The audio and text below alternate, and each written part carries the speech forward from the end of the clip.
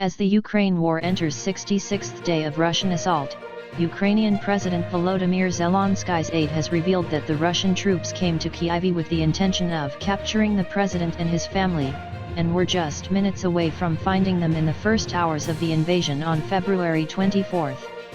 In an interview titled Inside Zelensky's World published by The Time, the Ukraine President's Chief of Staff Andriy Yermak narrates how presidential offices and government quarters came on Russian radar and their gunfires audible inside Zelensky's office.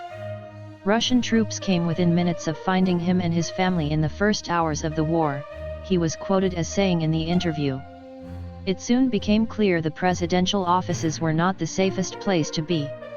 The military informed Zelensky that Russian strike teams had parachuted into Kyiv to kill or capture him and his family.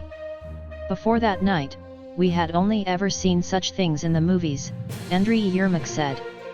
Recounting the first evening of the invasion on February 24, Yermak said that gunfights broke out around the government quarter while Zelensky and his family were still inside. The Presidential Guard tried to seal the compound with whatever they could find.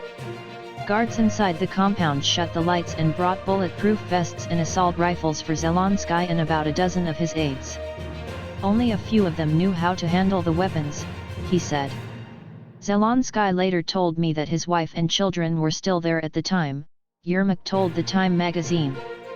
2 days after the invasion, the US government had offered a safe evacuation from the war-torn Ukraine to Zelensky, which he declined saying, "I need ammunition, not a ride." UK Prime Minister Boris Johnson also said that he had offered Zelensky and his family refuge in the United Kingdom around the time Russia invaded Ukraine, reports said. As Putin's special military operation is in its 9th week, Ukraine on Friday warned that peace talks with Moscow were in danger of collapse as Russia was pounding areas in the east, Reuters reported. The Russian forces have turned their focus toward Ukraine's east and south after failing to capture the capital Kyiv. Ukraine and Russia have not held face-to-face peace talks since March 29.